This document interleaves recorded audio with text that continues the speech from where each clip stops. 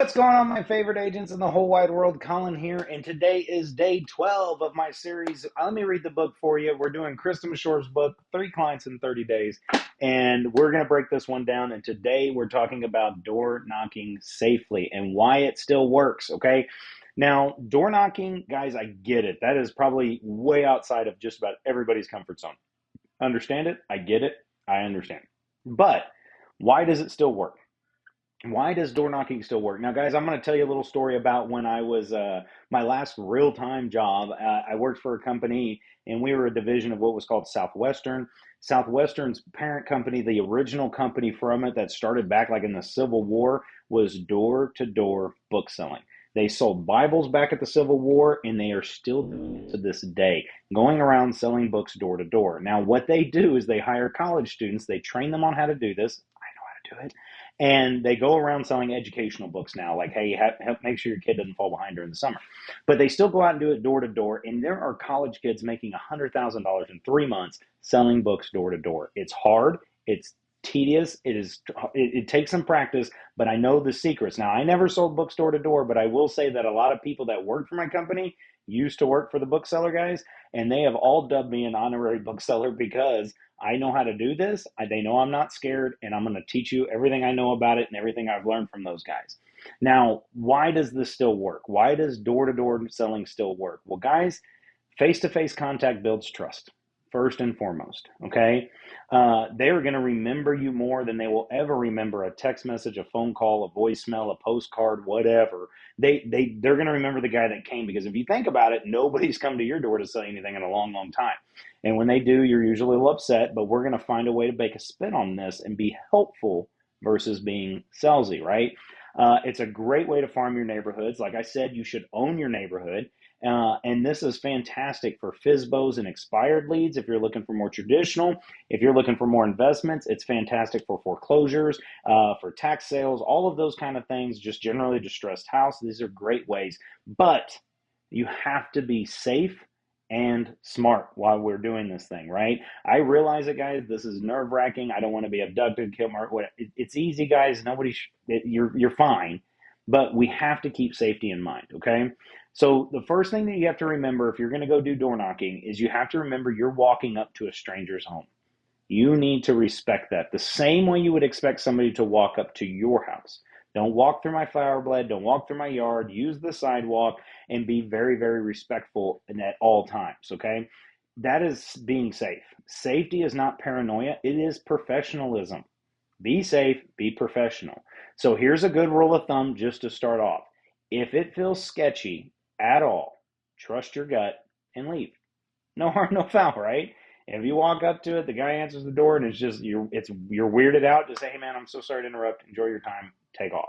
All right. So, rule of thumb: if it feels sketchy, trust your gut on this one. Okay. And some other safety guidelines, guys. Time of day is important. Okay. Stick to daylight times. Maybe early evening. Definitely not after dark.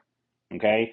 Maybe it's dusk. That's fine. Don't get there too early in the morning. Nobody likes that. I would not do any door knocking until afternoon.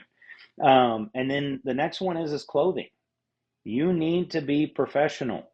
Like something like I'm wearing right now, guys. Don't go in there in a shirt and a hat and all that kind of stuff. Wear something kind of professional. I realize, like at the time of me filming this, it's about 9,000 degrees outside. Short sleeves are fine, you know what I mean? But I would wear long pants as a guy. Ladies, y'all know how to do this. Stay professional but approachable. Another thing is no flashy jewelry, guys. We're not dressing to the nines. You're asking for problems if you do that, right? Don't have on $1 million worth of jewelry and all this kind of stuff. That's bad. Just be professional and be approachable. Okay, that's really easy. Be aware of your surroundings, guys. That is a huge part of this. You need to make sure you park in a visible spot. Okay, make sure you keep your phone with you. Make sure you stay visible at all times. If there's big bushes in the front of the door and you have to walk by, don't do that. You need to make sure the neighbors can see you, everybody can see what you're doing, and know your surroundings. Don't pay attention, guys. Like I've got two younger kids right now, and like they're clueless to anything happening around them. They don't look when they get into a parking lot. They don't look. Guys, be aware. Look around. Are there people walking down the street? Know what's happening. Pay attention to everything around you, and if possible, take somebody with you. Never a bad idea, especially for the females, right? If you need a guy, we've got guys galore. Take two people with you if possible and go do that kind of thing. And the last thing about safety, guys, is dogs. Look, pay attention. I usually don't like to go past gates. If there's a gate in front of the house, I just leave it alone. I just go to the next one.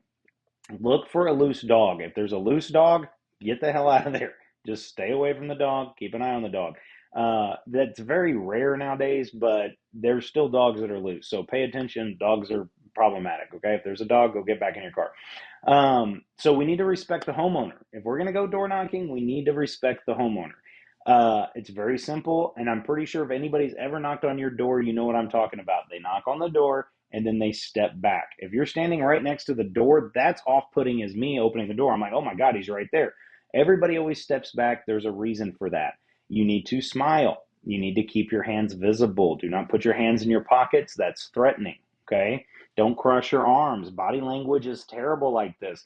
Keep your body language open. Keep your hands down at the side. Make sure everybody can see what's going on. Don't try and look through the window or if they have glass on the windows. Don't try and look through their side window. Guys, that's extremely off-putting, and now you seem like you're casing the joint. Don't do that. Knock on the door, step back. And if they come out and they're just like, blah, blah, blah, blah, blah, get out of here, they're not interested, thank them and leave politely. Thank you so much. Have a great day. I'm sorry to interrupt. That usually really puts them off. They're like, I'm so sorry. I'm so sorry. What happened? That's happened to me a bunch of times. So if they're rude, if they're not interested, if they say whatever, also pay attention to no soliciting signs in the neighborhood. That usually just that gives people like carte blanche to scream at you. That's, it's probably not a good idea. But we need to do smart targeting. I'm not just knocking on every single solitary door. It's not like selling books. I just don't want you to knock on every single door down the street. We are targeting people for a specific reason.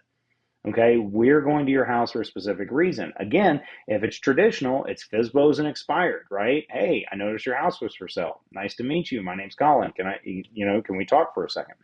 The other ones expired. Obviously, we talked about these. Go look at those. If you're working on the investor angle, guys, pre-foreclosures, code violation, distressed properties, these are great doors to go knock on, okay? This is what you're doing in your farmed neighborhoods where you want a presence. You want people to know what's going on in there. So how do we have these conversations, guys? How do you say this? How do you like, hey, I'm a real, no, don't do that. Hi, my name's Colin. I'm with White Line Realty. We've been helping investors and homeowners in this neighborhood. I just wanted to introduce myself. That's really good if you're doing the 10-10-20 thing that I said in the last video that Chris taught me. If it's a FSBO or expired listings, hey, I noticed your home was on the market recently. Are you still considering selling? That's a very good open-ended question where somebody that's going to cause them to respond. We're not just blanketing neighborhoods just to knock on doors. We are going for specific reasons, and you need to have specific statements so they know that you're not just trying to sell them something, okay? What should I bring? What should I have with me? Guys, business cards are always good. Professional is important. Maybe a flyer, like if you're doing the 10-10-20 thing, like I was saying the other day, like take a flyer explaining the house. Hey, I just want to let you know my name's Colin with White Line Realty. We help a lot of homeowners in the area. We got this house for sale. And I don't know if you want to pick out your neighbor, but I have a little bit of information on this. I just wanted to leave it with you. Guys, nobody's going to be mad about that. Hey, I noticed your listing expired. I was just curious if you're still looking at selling the house. Again, nobody's really going to be mad about that. I'm not saying there's not crazy people out there, guys. I definitely get it. And then you just, hey, sorry, thank you. Have a great day. Sorry to interrupt, right? And then what material? So we did the materials. So what safety red flags do we need to do, guys? There's a lot of safety that we need to think about. Number one, if they're aggressive or hostile, just leave. Thank them for their time, remain professional, and walk away, okay? As best you can, try to keep an eye on the door to make sure they're not doing anything. If there's obvious hazards on it, be smart about that. Like I told you earlier, keep yourself visible, keep your car visible, keep everything visible at all times. So don't walk behind big trees. If it's really boarded up or something like that, guys, it's probably a crack house. It's probably something really scary. That's not for you unless you are ready to deal with that. Some of us do that. I get it. Some of us don't. And the last thing about a big safety red flag, If somebody invites you in on the first contact, like you knocked on the door, like, hey, come on in, that's a red flag, guys. Politely decline. All your appointments should be scheduled. That should be scheduled in advance. Hey, I'm going to be coming back, right? That's how we handle all of those things. That's how we stay safe at all times. So we got to make sure to just schedule an appointment. Remember, that's what we're closing for. Hey, can you come inside and take a look? You know what? I'd love to. Can we schedule another time? I'm in a little bit of a hurry and I'd actually really like to do some research before I do that. Oh, yeah, yeah, yeah. And let me bring you back some comps. And if they're very insistent on it, we're not coming back. No, no, no, come in now. Nuh-uh. That's a red flag. You know that. Leave that one alone. So it's I get that it's a little bit scary, and I get that we have to be safe, guys. But there's so much you can do to stay safe on this. And I'm telling you, if door knocking is so effective because it's fresh.